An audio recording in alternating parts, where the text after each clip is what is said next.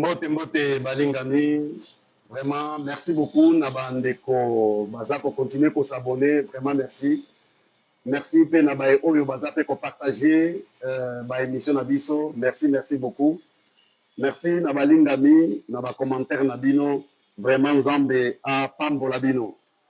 Alors, nous allons continuer sujet Nabiso Nzambe a Lobakanae Kaka.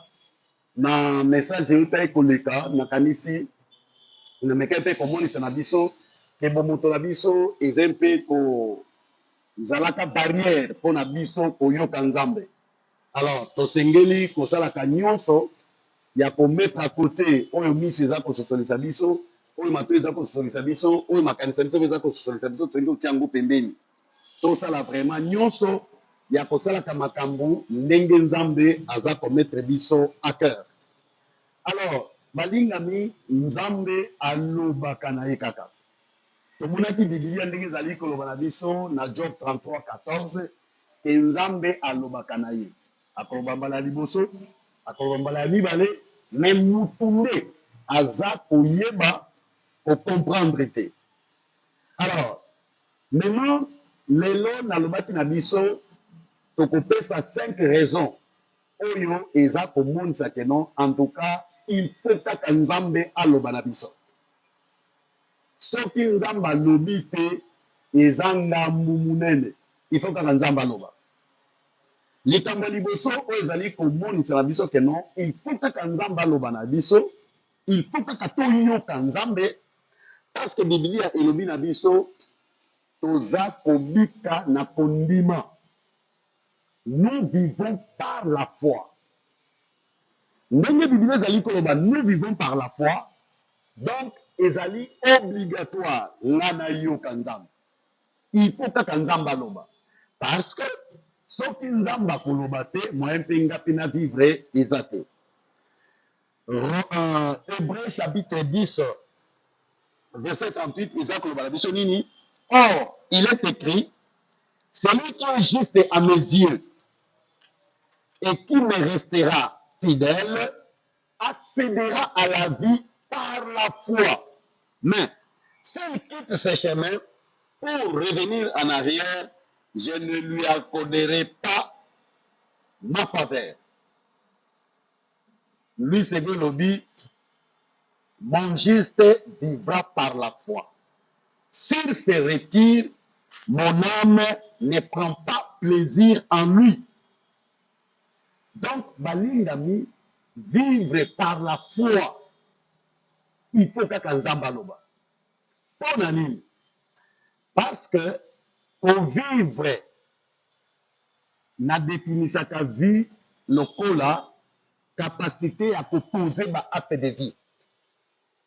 Capacité à proposer ba acte de vie. Ceux qui nous ont la capacité à proposer ba acte de vie, donc mutuana aza ko vivre. Ba acte de vie zanini. Koloba, komona, kotambola, kolia, kolala, kolamuka, kosukola. Eza ba acte de vie. Mutu oyo aza na makoki ya proposer ba acte de vie, donc aza ko vivre. Maintenant, vie spirituelle, vie chrétienne, elingi koloba nini? Vie ya bato nyonso, vie ya mokili, elingi koloba nini? Soki nga nazopose ba acte de vie na nga moko, oh namoni nabima nakende boye, oh non namoni nasala boye, oh non namoni nakende boye, oh non namoni nasala boye. Tango nazali kopose ba acte de vie kolandana na nga moko, donc naza ko vivre vie moko charnel, naza ko vivre vie moko ya bato nyonso. Maintenant, pour vivre vie spirituelle, il faut poser ba acte de vie en obéissant à Dieu. Ça veut dire nzamba lobi na ngai salabo, nzamba lobi na ngai salabo, nzamba lobi na ngai salabo. Et tant nga nazo tosa na o nzamba za koloba na nga, naza ko vivre vie spirituelle. C'est ça, vivre par la foi. Yango na Biblia lobi que mon juste vivra par la foi. Donc, pour vivre par la foi, ezali naza kopose baacte ya vie kotindikamaka na nzambe ngonga ya kosala likambo yango oyo eloko oyo ngonga yango yango eloko oyo ngonga yango yango oyo c'est ça. Donc nzambe asengeli kaka koloba na nga nasengeli kaka koyoka nzambe parce que soki nakoyoka nzambe te moyen na vivre par la foi ekozala te. C'est ça balingami. E nakanisi nasi nalobela likambo ya foi. Foi ezalaka kaka ntango nzambe azoloba. Soki nzambe alobi te foi ezalaka te. Biso tozalaka na foi na biso ya kobikisama. Foi ya kobikisama bazalaka na yango kaka mokolo moko esili. Don mbala moko esili. Nandimi ke nkolo Yesu akufa na ekulusu mpona ntina na nga na yamba ye lokola mokonzi mpe mobikisi mpe nazwa deja mokano ya kotika mokili na bisengo na yango satana na misala na ye nzoto na baposa na yango nyonso mobimba na ngai na maboko na nkolo Yesu nazwi lobiko. Foi ya sali ezalaka mbala moko mais foi ya kovivre par la foi ezalaka mbala moko te ezalaka mokolo na mokolo. Donc ntango nzambe aza koloba na ngai ngonga kosala likambo oyo yango oyo nasali foi wana esili mpo nasala likambo mosusu ifesu nzambe aloba na nga soki nasali foi wana esili mpo nasala likambo mosusu ifesu nzambe aloba na nga. Donc balingami esengeli kaka nzambe aloba na biso parce que soki alobi te moyen to vivre eza te. Vivre par la foi c'est vivre en posant les actes selon Dieu. Wana ezali likambo ya liboso oyo eza komonisa ke non en tout cas il faut kaka nzambe aloba na biso, il faut kaka nga nayoka nzambe. Alors likambo ya mibale nzambe asengeli koloba kaka na biso yo pe osengeli kaka koyoka nzambe. Matthieu chapitre 4 verset 4 ezali koloba na biso boye l'homme ne vivra pas de pain seulement mais de toute parole qui sort de la bouche de Dieu. Non seulement koloba ya nzambe eza ko permettre na biso to vivre, Bible lobi pe koloba ya nzambe eza ko permettre na biso to lia. Bible lobi nzoto eza mpona bilei oyo toliaka mikolo nyonso mais molimo na biso to bomoi na biso ya molimo eza na besoin ya maloba oyo ezobima na monoko ya nzambe. Bible lobi na maloba oyo ekomama te. Bilei ya mokolo na mokolo eza maloba oyo ekomama te. Bilei ya mokolo na mokolo eza maloba oyo ezobima na monoko na nzambe. E maloba oyo ezobima na monoko na nzambe eza maloba nini? Eza maloba oyo ntango matoi na nga eza koyoka makomi oyo ekomama motema na nga eza komona mongongo na nzambe.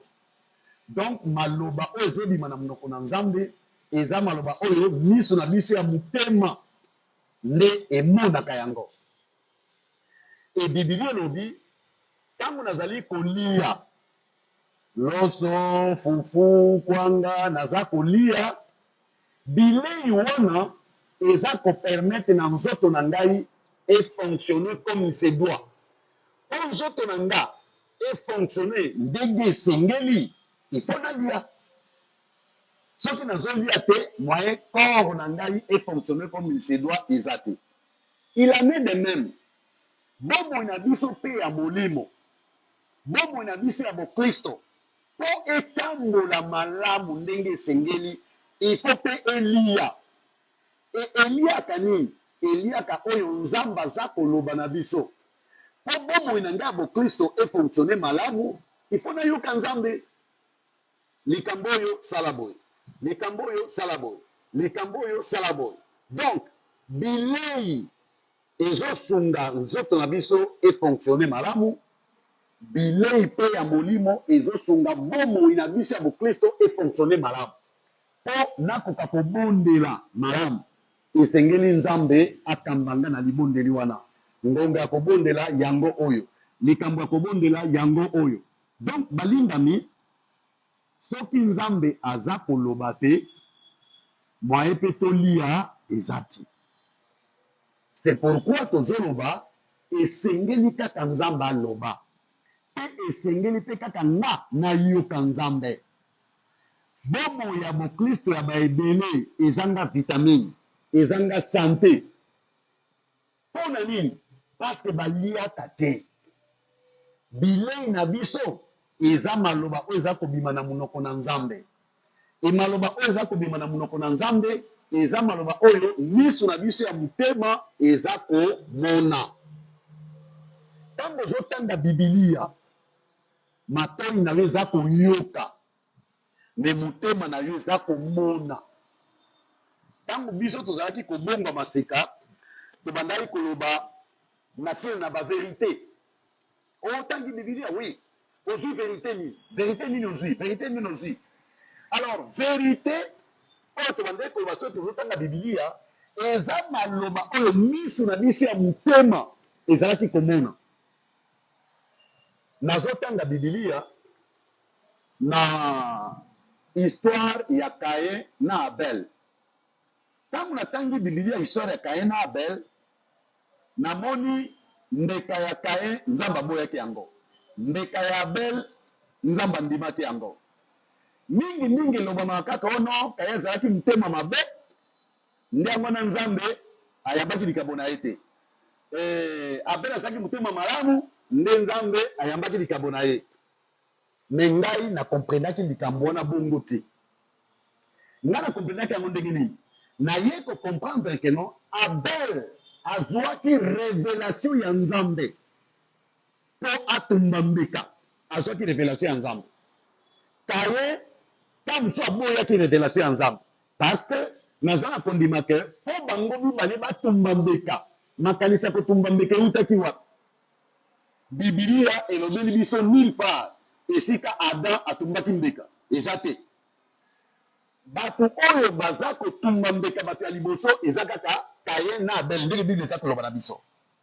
Nayaki comprendre que Abel atumbaki mbeka par révélation. Ça veut dire quoi?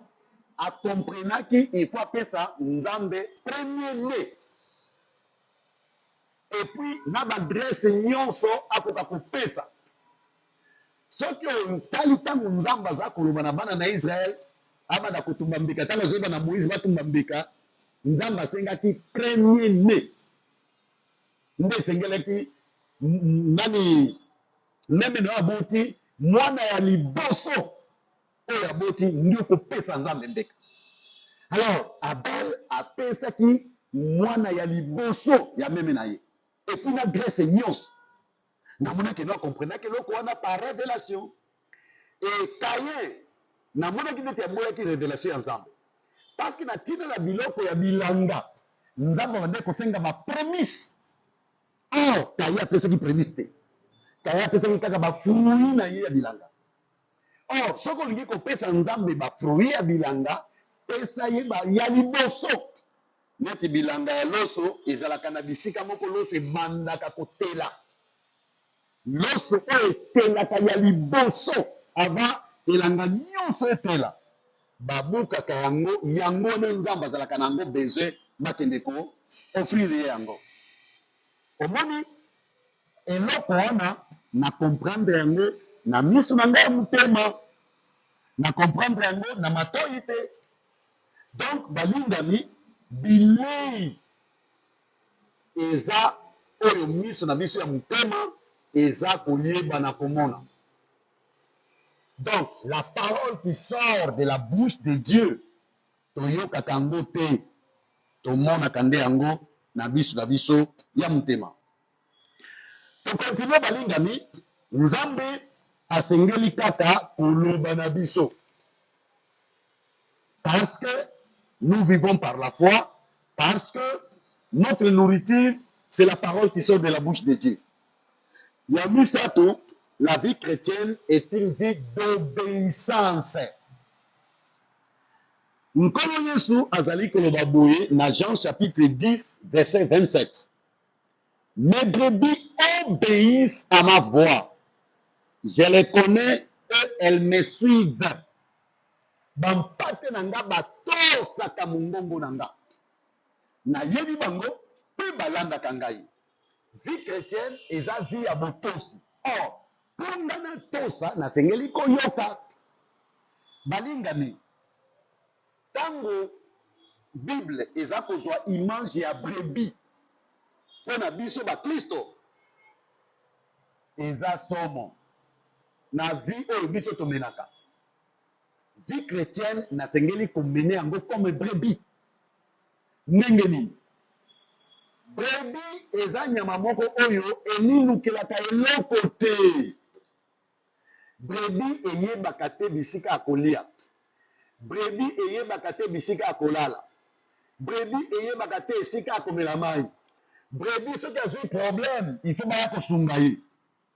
Donc, brebis amisalelaka eloko moko te. E molingami, yo lokola brebis osengeli komisalela eloko te. Komisalela eloko elingi koloba nini? Komisalela eloko elingi koloba namoni vi nanga ekobonga nde boye. Namoni vi nanga ekosalama nde boye. Ndenge nazomona vi nanga il faut nazala nde boye. Ndenge nazomona mikolo oyo il faut ka même asala to sec. Ndenge nazomona mikolo oyo namoni il faut na matama ngenge. Donc wana yo moko ozali koluka bomoi na yo ekoka kobonga. Tu vois? Mais nkolo lobi bomoi ya Kristo eza bomoi ya botosi. Brebis po akende komela mai mobateli na ye akobenga ye libanda azolanda ye mobateli nde ayebi epai kani mai ezali akomi ameli mai mobateli nde ayebi esika matiti ya mobeso ezali. Donc makambo nyonso brebis azali kosala aza kodépendre na mongongo ya mobateli na ye. Et c'est pourquoi Psaume 23 verset 1 et ça vraiment la raison que non, l'Éternel est mon berger et je ne manquerai de rien. Quand vous allez dire l'Éternel est mon berger, donc moi je suis brebis. L'Éternel c'est le berger. Brebis a mis la kate. Brebis a ça que l'oko moko te na ye moko. Brebis a landa kataka oyo mo bateli na ye za koloba. Et ce qui n'a ko demeurer brebis et que Yahweh azali berger, je ne manquerai de rien. Rien. Mais nous avons je ne manquerai de rien. Entre-temps, aux akolukandenge nini vino eko bonga, ono suki na te poto en tout cas ça va. Ono suki na bali ça va. Ono suki na sali musala ça va. Ono suki na zui mbongo ça va. Ah. Aux abrebité. Brebis a tosaka. Vie chrétienne eza vie ya kotosa. Ngonga kotanga Bible yango oyo, ngonga kobondela yango oyo, ngonga kokende musala yango oyo, ngonga kozonga ndako yango oyo, ngonga kolala yango oyo, ngonga kosukola yango oyo, ngonga kolia yango oyo. Donc makambo nyonso nazali kosala naza kotindikama na Nzambe. Donc molingami po otosa osengeli koyoka e po oyoka esengeli Nzambe koloba. Tala tina nazali koloba na biso Nzambe alobaka na biso kaka. Nzambe alobaka na biso kaka. Alors, Biblia eza koloba na biso lisusu nini na Luc 17 verset 9 verset 10. Bomo ya Kristo eza bomo ya botosi. Doit-il de la reconnaissance à ses serviteurs parce qu'il a fait ce qui lui a été ordonné? Vous de même, quand vous avez fait tout ce qui vous a été ordonné, dites, nous sommes des serviteurs inutiles. Nous avons fait ce que nous devrions faire. Mon ami, vie chrétienne, eza vie ya botosi. Awa Biblia ezali kwa même musala ya Nzambe eza musala ya botosi. C'est pourquoi naza koloba na biso mosala ya nzambe eza ya kosala na boyebi na biso te. Mosala ya nzambe eza kosala na botosi. Eza te ke parce que nayebi koprier nde na koprier. Parce que nayebi kotanga Bible nde na kotanga Bible te. Nayebi koprier oui, mais na koprier tango nzambe abengi nga na prière.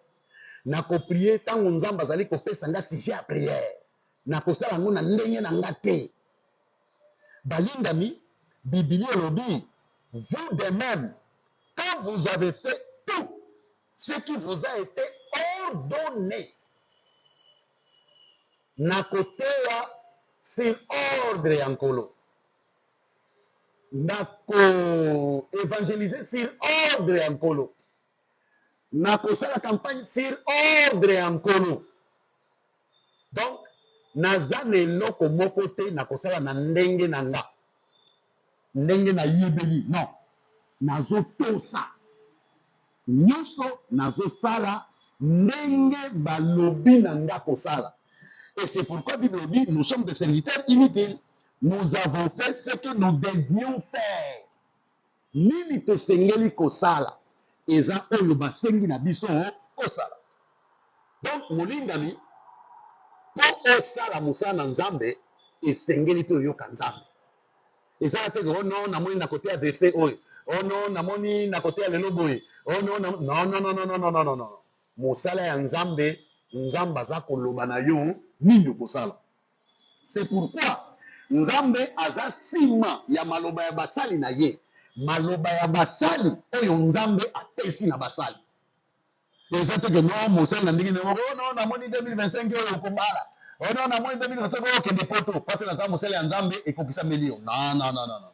Il faut nzamba loba na nga ke pona mwana na ngai wana 2025 oyo libala e nga pe na lobi na yo nzamba kokokisa maloba oyo alobi na ngai. Donc balingami bomo ya Kristo eza bomo ya botosi.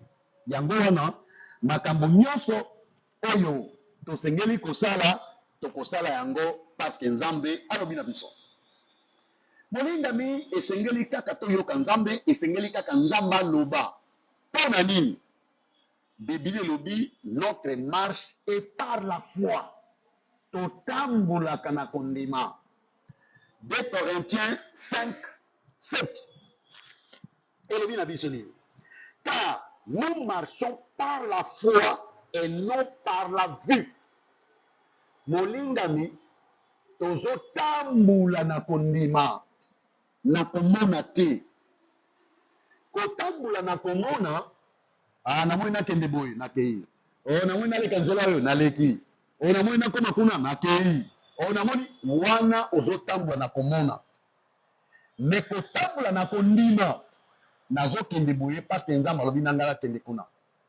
Molingami natina na marche toza na lolenge mine oyo Bible ezali ko expliquer marche. Kotambula eza na lolenge mine. Lolenge ya liboso nde totambulaka na nzela. Lolenge ya mibale kotambula lokola destination. Boye okei wapi? Destination. Kotambola lokola direction. Sikoyo ozokende ngambu nini? Lokola direction.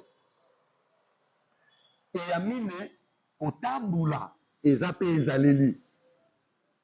Na kanisi bandeko kolanda salongo sketch ya kala ezalaka na nzembo ndo za laisser tomber banzela wana. Mwaza na makolo mine andaka se nzela moko. Laisser tomber bazela wana, ça veut dire tika ezaleli wana. Alors, sens nyonso mine ya kotambula Biblia elobi pona yo na nga tondimela nkolo Yesu lokola mokonzi pe mobikisi eza likambo ya kondima. Ça veut dire nzela oyo nalingi nakende pona kende nzambo nzamba aloba na nga nzela oyo ndio kokende. Nzela oyo nalingi nakende musala nzamba aloba na nga nzela oyo kendele musala yango oyo. Donc nakotambula na nga nzamba sengeli koloba na ngai. Ono direction nini nakozwa nzamba sengeli koloba na nga. O destination nini nazokende nzamba sengeli koloba na nga. lolenge na nga pe ya kozalela nzambe pe asengeli koloba. Donc molingami esengeli kaka toyoka nzambe po toyeba kotambola. Tango Bible ezali loba kotambola na kondima eza kotambola ndenge miso eza kolakisa nga te, ndenge matoi eza koloba na nga te, ndenge motema na nga eza kokanisa na nga te. Mais lolenge nzambe aza komettre nga à cœur, lolenge nzambe aza kososolisa ngai. Alors balingami mpona kosukisa 5e point na biso, mpona nini nzambe asengeli koloba kaka mpe tosengeli kaka koyoka. Bible elobi nous regardons à ce qui est invisible. Ndenge esengeli totala oyo miso ezomona te, il faut kaka nzambe aloba. 2 Corinthiens 4:18 elobi aussi n'attachons-nous nos regards aux choses visibles, mais aux réalités invisibles. Ce que l'on peut voir ne dure qu'un temps, mais les réalités invisibles demeurent éternellement. Ntoma Paul azali koloba biso tozotala oyo miso ezomona te, mais tozotala oyo miso ezomona te. Molingami nauti koloba na yo oyo miso emesana kolakisa yo, matoi elekena koyokisa yo, motema elekena kokanisa yo, tika yango. Sala nyonso tika koba na kosala oyo nzambe aza koloba na yo. Makambo oyo nzambe alobaka na biso miso emonaka yango te. Tolobaki yango na 1 Corinthiens chapitre 2 verset 9. Makambo nzambe alobaka miso emonaka te, miso ekomprenaka yango te, matoi ekomprenaka yango te. Donc molingami ndenge esengeli tomona oyo miso eza komona te, il faut kaka nzambe aloba. Il faut pe kaka matoi na biso ekoka koyoka nzambe. Parce que mpona mona oyo miso ezomona te, il faut nzambe aloba. Makambo nzambe alobaka tomonaka yango na miso ya molimo. Alors molingami likambo oyo ya komona ya koyoka na komeka mpe ko explique yango lisusu koleka na mateya na biso ya suka mpo na série oyo 3e message na biso. Tokomeka mpe ko solola likambo wana ya koyoka ya komona vraiment très très bien, même ya kondima. Tokomeka mpe ko explique yango vraiment na pratique. Alors nini nayebaki na koloba na biso, nzambe asengeli kaka koloba na biso, biso mpe tosengeli kaka koyoka nzambe, parce que nous vivons par la foi, nous marchons par la foi, et puis maloba oyo ezobima na monoko na nzambe nde bilei na biso, tosengeli komona oyo miso ezomona te. Donc balingami eza makambo oyo yo na ngai tosengelaki kocomprendre. Bible elobi na biso tosengeli kotambola na kondima. Donc oyo tolingaki kopartage lelo yango wana, vraiment nzambe apambola bino, et à la prochaine. Merci.